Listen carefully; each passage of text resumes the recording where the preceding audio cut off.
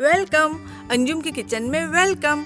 मेरे प्यारे दोस्तों, अगर आप मेरे साथ खाना बनाना चाहते हैं तो जल्दी से थम्स अप दीजिए, बेल आइकन दबाइए ताकि आपको न्यू नोटिफिकेशन मिलते रहें और मेरे चैनल को सब्सक्राइब करिए। मेरे प्यारे प्यारे दोस्तों को अंजुम का प्यार भरा सलाम।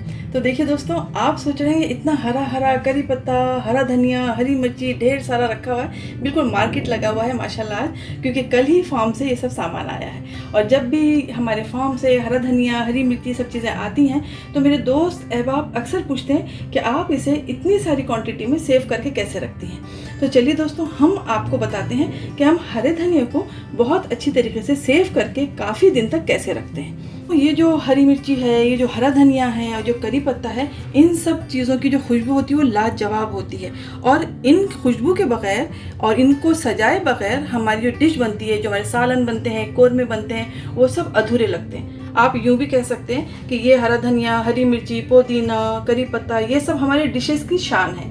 तो चलिए हम सबसे पहले ले लेते हैं हरा धनिया को और हम आपको बताते हैं हम इसे फ्रिज में काफ़ी दिन तक किस तरीके से सेव करके। तो दोस्तों, सबसे पहले हम आपको यहाँ पर एक एग्जांपल देकर बात करना चाहते हैं कि यहाँ पर हमने जानबूझ से एक पॉलीथीन में 2 दिन पहले थोड़े से हरा धनिया को मार्केट से लेके रख दिया था।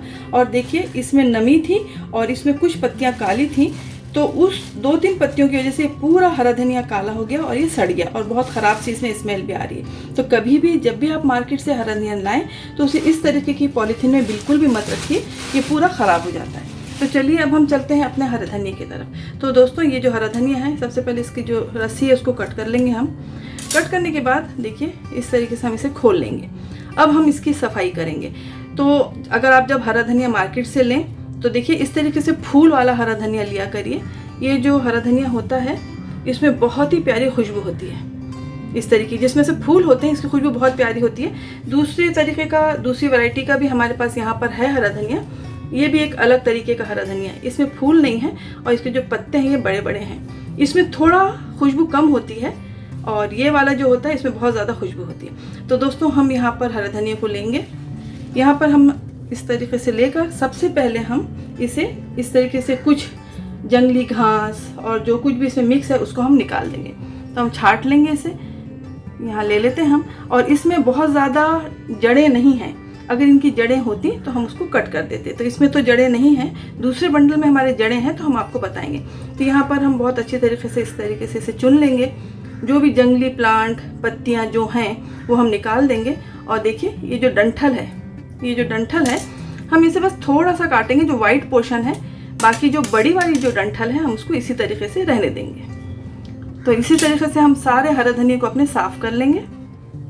बहुत से लोग दोस्तों हरा धनिया को सबसे पहले वॉश कर लेते हैं और मैं आपको बिल्कुल भी रिकमेंड नहीं करूँगी कि आप हरा धनिया को पहले वॉश करें, क्योंकि जब हम खाना पकाएंगे तो हम हरा धनिया को तो वॉश करते ही हैं। सबसे बड़ा दुश्मन हरा धनिया और हरी मिर्ची को जो होता है वो होता है मॉइस्चर, पानी और हवा। तो हमें इन 3 चीज़ों से हमारे हरा धनिया को बचा के रखना है। तो देखिए इस तरीके से मैं पूरा इसका बंडल बना लूँगी। तो लीजिए दोस्तों, हमने पूरे जो बंडल था हमारा एक, उसको साफ़ कर लिया। और देखिए कि जैसे हमने आपसे बताया था कि इसमें जड़ें नहीं थी, तो हमने इस डंठल को पूरा रहने दिया है। ये जो डंठल है हम इसे पूरा रहने देंगे। जब हम मसाला पीसेंगे तो ये जो डंठल है, हम इसका जो ऊपर का पोर्शन है, ये वाला पोर्शन हम डाल देंगे हमारे गार्निश करने के लिए सालन वगैरह में। और ये जो डंठल है इसे हम मसालों के साथ पीस लेंगे, जिससे हमारी ग्रेवी में बहुत ही अच्छी खुशबू आती है, क्योंकि हरे धनिया की जो खुशबू होती है वो डंठल में भी रहती है। तो ये नरम वाला डंठल है, इसे हम इसी तरीके से रखेंगे। तो एक बंडल मैंने साफ़ कर लिया और देखिए इतना सारा यहाँ पे कचरा पूरा निकला है। जैसे ये घास निकली है, ये आपको सब साफ़ कर लेना है उसमें से। और ये देखिए यहाँ पे कुछ काली पत्तियाँ हैं, ये काली पत्तियों को बिल्कुल भी नहीं रहने देना है। एक काली पत्ती रात भर में आपके पूरे हरे धनिया को काला कर देगी, क्योंकि उसमें मॉइस्चर होगा। तो ये देखिए पूरा कचरा है, ये मैंने निकाल लिया। अब चलते हैं दूसरे बंडल की तरफ। तो देखिए जैसे मैंने आपसे कहा कि इसमें जड़ें हैं, तो यहाँ पर देखिए ये जड़ें हैं। तो हम क्या करेंगे, इसमें यहाँ पर इस तरीके से रखेंगे और जो वाइट वाली जड़ें हैं हम इसे ऐसा कट कर देंगे, क्योंकि हमें जड़ों की ज़रूरत नहीं है, बस हमें ये डंठल की ज़रूरत है। इसमें बहुत प्यारी सी खुशबू होती है दोस्तों। तो इसको भी हम इसी तरीके से साफ़ कर लेते हैं। ये जो हरा धनिया होता है दोस्तों, ये बहुत ही ज़्यादा मुफीद है, ये कई चीज़ों में हमारे काम आता है और इसीलिए हर जगह पूरी दुनिया में हरा धनिया का इस्तेमाल होता है टॉपिंग में, गार्निश करने के लिए। तो हरे धनिए में देखिए ये आपके कोलेस्ट्रॉल को सही करता है, जो ख़राब कोलेस्ट्रॉल होता है उसको ये ख़त्म करता है। डायबिटिक में ये जो हरा धनिया है बहुत ज़्यादा मुफीद है। जब भी डायबिटिक पर्सन होता है उसे कहते हैं कि इसे ग्राइंड करके सुबह सुबह निहार पेट वो पी ले, तो उससे उसकी जो शुगर है वो कंट्रोल हो जाती है। इसमें विटामिन ए होता है, इसमें विटामिन सी होता है, फॉलिक एसिड होता है। ये आपके बालों के लिए बहुत ज़्यादा मुफीद है।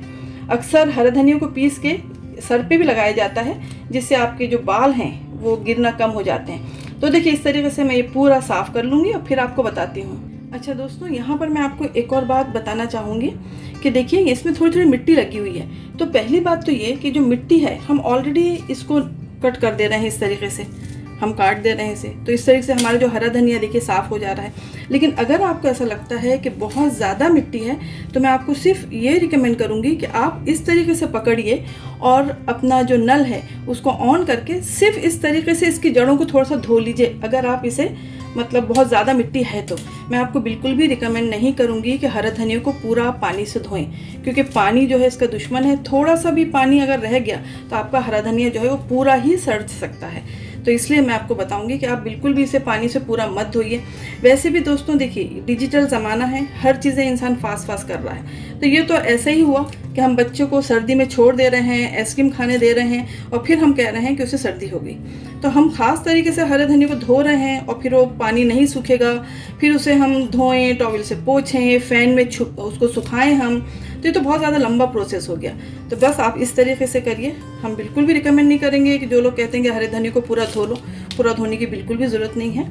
आप इस तरीके से उसे पूरा सेफ अच्छी तरीके से कर सकते हैं। तो देखिए आपको पूरा ये तोड़ने के बाद मैं बताती हूँ कि मैं आप उसे किस तरीके से अपने डब्बों में रखूँगी। पूरा हरा धनिया हमारा खूब अच्छी तरीके से साफ़ हो गया है। सारी काली पत्तियाँ भी निकाल दी हमने, सब चीज़ें को साफ़ कर दिया। इसमें जो घास वास थी, जो जंगली घास वास, उसे भी हमने सब निकाल दिया। तो चलिए अब हम यहाँ पर ले लेते हैं एक डब्बा। यहाँ पे हमने इस तरीके से प्लास्टिक का डब्बा लिया है दोस्तों। ये बहुत ही इजी और सस्ता होता है और अवेलेबल होता है मार्केट में, ऑनलाइन भी मिलता है। और मैं प्रेफर करूँगी इस तरह से ट्रांसपेरेंट लीजिए आप, ताकि आपको दिखता रहे कि इसमें हरा धनिया है। यहाँ पर मैंने ये रोल ले लिया है, किचन रोल है ये। अगर आपके पास ये रोल नहीं है तो आपको फिक्र करने की कोई ज़रूरत नहीं है, आप इसकी जगह न्यूज़पेपर को भी इस्तेमाल कर सकते हैं। तो देखिए दोस्तों, हम इस तरीके से सबसे पहले इसे नीचे रख देंगे। इसको रखने के बाद हम यहाँ पर फिर से एक पेपर लेंगे और हम एक साथ हरा धनिया को नहीं रखेंगे दोस्तों, हम इसकी छोटी छोटी सी बनाएंगे, ताकि हमारा ये देखिए इस तरीके से हम इसे रखेंगे और रखने के बाद हम इस तरीके से रोल कर देंगे और रोल करके हम इसे इस तरीके से इसमें प्लेस कर देंगे। तो फिर से हम दूसरा बंडल बना लेते हैं एक और। देखिए इस तरीके से हम फिर से एक बंडल बना लेंगे। हम छोटे छोटे से बना रहे हैं ताकि हमें पूरे हरा धनिया को खोलना ना पड़े। जब हम खाना बनाएंगे तो सिर्फ उसमें से एक बंडल उठाएंगे और एक बंडल को उठा के हम यूज़ कर लेंगे। तो देखिए जो भी इसमें मॉइस्चर है टिश्यू पेपर उसको सोक कर ले रहा है। तो इस तरीके से हम इसमें जमा देंगे। तो पूरे हम इसमें जमा देंगे और आप इसे हफ्ते में एक बार आप इसका पेपर भी चेंज कर सकती हैं। 1 महीने तक आपके जो हरा धनिया है बिल्कुल भी फ्रेश रहेगा और बहुत इजी हो जाएगा। आप एक एक बंडल को उठाते जाएंगे। तो चलिए मैं पूरे बनाती हूँ फिर आपको बताती हूँ। तो देखिए दोस्तों, हमारा आधे से ज़्यादा हरा धनिया पूरा, ये हमारी पोटलियाँ काफ़ी सारी बन गई हैं और ये हमने इसमें भर दिया है। हमें बहुत ज़्यादा दबा दबा के नहीं भरना है। तो देखिए हमारा आधा हरा धनिया तो इसमें आ गया। हम इस तरीके से इसे बंद कर देंगे और बंद करके हम इसे अपने फ्रिज में रख देंगे। और दूसरा तरीका बताती हूँ आपको, यहाँ पर भी अगर टाइम को बचाना है तो सबसे पहले आप इस तरीके से यहाँ पे पेपर को रखिए। पेपर रखने के बाद जो अपना हरा धनिया है उसको इस तरीके से फैलाइए। इस तरीके से फैला दीजिए आप हरा धनिया को। तो देखिए, और फिर इसके बाद इसके ऊपर फिर से एक टिश्यू पेपर को रख दीजिए। टिश्यू पेपर या न्यूज़पेपर, तो आप इस तरीके से इसे अच्छी तरीके से कवर कर दीजिए। तो आपका वहाँ पर भी थोड़ा सा टाइम और बच जाता है। तो ये देखिए इस तरीके से मैंने इसे रख दिया। तो लीजिए दोस्तों, ये पूरा हरा धनिया आ गया। यहाँ पर भी आपका और टाइम बच गया। आपको अलग अलग बंडल नहीं बनाना है। इस तरीके से उसे कवर कर दीजिए। कवर करने के बाद एक और पेपर रख दीजिए सेफ्टी के लिए, ताकि जो भी मॉइस्चर हो सूख जाए। और इस तरीके से उसे बंद कर दीजिए। तो देखिए हमारा पूरा हरा धनिया, 4 बंडल थे वो, पूरा हरा धनिया बहुत अच्छी तरीके से दोनों डब्बों में चले गए। इसे आप 1 महीने तक सब अच्छी तरह से सेव करके रख सकती हैं आप, और आपको दिखता भी रहेगा कि इसमें हरा धनिया है, इसमें हरी मिर्ची है। तो देखिए दोस्तों, हमारे प्यारे से खूबसूरत से ट्रांसपेरेंट डब्बे तैयार हैं हरे धनिए के। दोनों तरीके से मैंने यहाँ पे बता दिया है। आप इसको अच्छी तरीके से यूज़ कर सकते हैं और आप देख भी सकते हैं। सिर्फ मैं आपसे ये कहूँगी कि हफ्ते में एक बार अगर आपको लगता है पेपर ज़्यादा नरम दिख रहा है तो आप उसको पेपर को चेंज कर दीजिए। तो चलिए दोस्तों, ये हमारे डब्बे बिल्कुल भी रेडी हो गए हैं। अब चलते हैं हम जो कचरा निकला है उसकी तरफ। ये जो कचरा है दोस्तों, ये बिल्कुल भी फेंकने की चीज़ नहीं है। ये बहुत ही ज़्यादा फ़ायदेमंद है क्योंकि इसमें रूट्स हैं और इसमें काफ़ी सारा हरा धनिया है। तो दोस्तों, हम इसे एक जाली में ले लेंगे, इस तरीके से छन्नी में ले लेंगे हम, और इसे हम बहुत अच्छी तरीके से वॉश करेंगे।